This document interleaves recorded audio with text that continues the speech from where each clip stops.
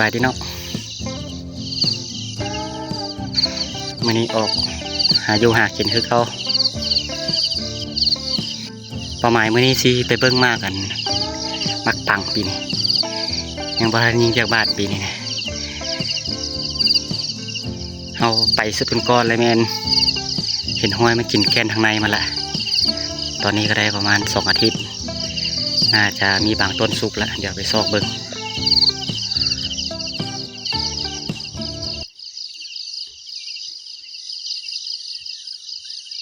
หวังว่าจะได้มีเฮายิงเนาะ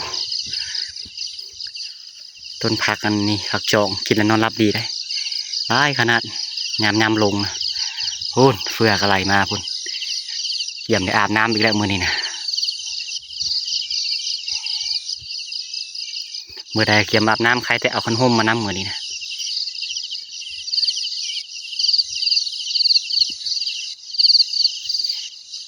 ย่างยามนี้สิว่าไก่สมควรเนาะข้ามพูนนี้ไปเนาะแล้วข้ามไปพูนไว้ทางหลังเขียวทางหลังจุดประมาณอาทิตย์ไปแล้วก็ย่างขึ้นภูเกือบฮอดชันหมดเลยแถวลูกพี่แหละต้นมะปังมันนะแต่ว่าไก่สมควรแต่ว่าใจมากไก่ก็ไปผู้ใดเข้ามาเบิ้งช่วยกดไลค์กดแชร์กดติดตามให้เด้อหวังว่าจะหมานมื้อนี้มากับน้อง2 คนมื้อนี้แต่ว่าต้นมะปังนี่ปีนี้หลายสมควรปีนี้ยานแต่มันหลายก็หลายอยู่ใกล้กันอีกยิงระยันบ่อยู่ใกล้กันฮะยิงกอนึงแล้วไปกอนึงยิงกอนึงไปกอนึงบ่ได้เนาะแบบสุดถ้ามันสุกบ่พร้อมกันแค่นิดนึงแต่มากอันนี้ส่วนใหญ่ก็เกือบพร้อมกันห่างกันประมาณทิศ2 ทิศห่างกันกันโอเคเดี๋ยวย่างขึ้นไปปูกันหอตัวกองมันถึงสิทายให้เบิ่งตึมเจ้าห้อยกัดคือบุห้อยหอกเนาะบุเคยเห็นหอกกินบุเป้าจักมากอย่างนี้จักตัวยังกัดบุหูเลยอะไรวะขาวเพื่อทั้งลุมนี่ยันโมเมนต์ของหอกนั่งกับเสียงอยู่โอ้ตัวทางนี้นะทายแท้ไรปะตัวทางนะมันเป็นปลาเนี่ยนี่เนาะตัวทากไหลขนาดเขาอยากโฟได้โดนชีดใส่แล้วก็ยังไหลอยู่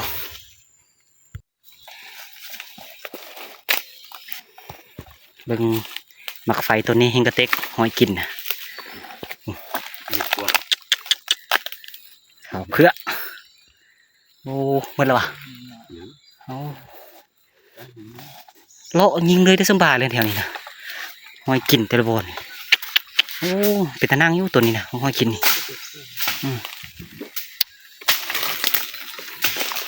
หอยกินลายอยู่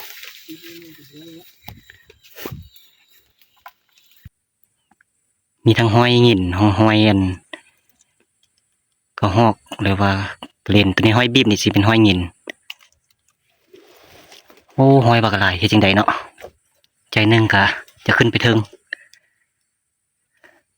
ขันน้องมาสิให้นางคืนต้นนี้นะเบิ่งหอยสะทางนี้แม่นเมื่อไรเนาะแต่ว่าหอยกินเมื่อใดนี้มันสุกคักเลยอาทิตย์นี้นะเดี๋ยวเราเชือกหอกวงกรคันโบเห็นต้นคักๆเลยเราจะกลับมานั่งต้นนี้เมื่อกี้นี่เชือกหอกมาตามทางได้ก็หอกตัวหนึ่งกับนกตัวหนึ่งเจอลิงมากินมากอย่างบูฮู้เลยเอาย่างมาแล้วมันตื่นแล้วมันลงโอเคไปเลาะเติม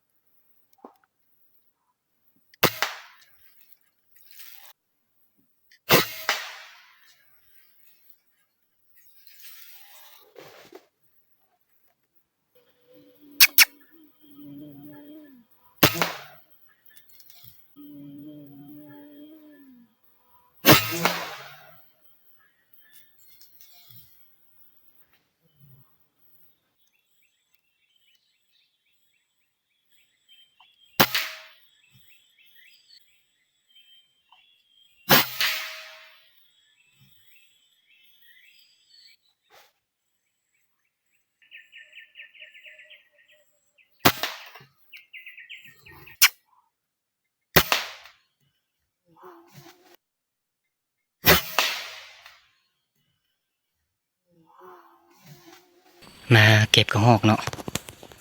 เอายิง2 ตัวมันมาพร้อมกันเลยหอกเบาตัวหนึงหอกดิกตัวหนึงนี่เนาะตัวหอกดิกอ๋อขายแต่วันยังยิงถึกก็เดี๋ยวสิเป็นคือเก่าพาด2 ตัวละหอกเบาอยู่ลุมนี่โอเคนั่งต่อสิเป็นยังไงตัวนี้ก็ซี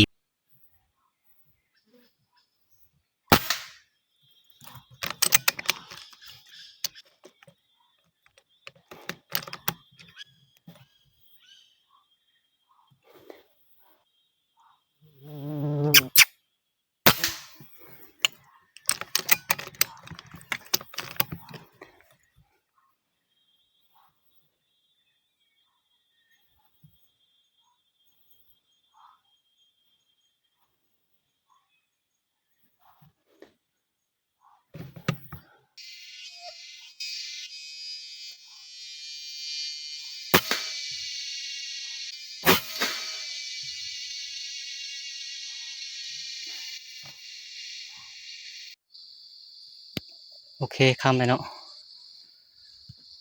เราสอเก็บกระหอกก่อนกระหอกดิก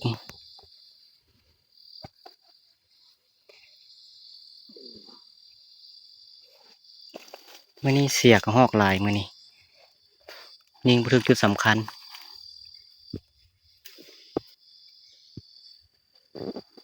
ตัวหนึงอยู่ถึง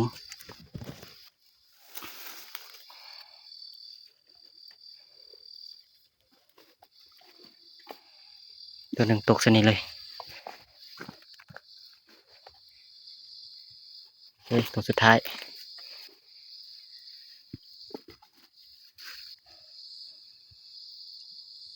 โอเคเดี๋ยวไปสรุปกระหอกก่อนว่าได้จากตัวในรายงานไปหาน้องว่าน้องสิได้จากตัวเพราะว่าหอยกินของเราน้อยเดียวหนึงโอเคมาสรุปกระหอกมื้อนี้สำหรับเฮาได้7 ตัวถือว่ามานอยู่เนาะโอ้คิดว่าสิบ่มานแล้วมื้อนี้นะเพราะว่ายิง2 บาททำบิดเลยแมันตกเลยไปโซกแล้วบ่เห็นบ่ตายคักแค่แต่ว่าคำแล้วมันมาหอกเบาหรอเนาะตัวนี้เขายิง2 บาทบาทหนึ่งตกแล้วคักบ่คักบ่ไปโซกบ่เห็นอยากให้ขนาดนี้วะฝนนี้หาน้องเมื่อกี้นี่ก็บ่ได้ยิงจักบาทเลยเรานะเห็นลิงกับบ่ทันยิงลิง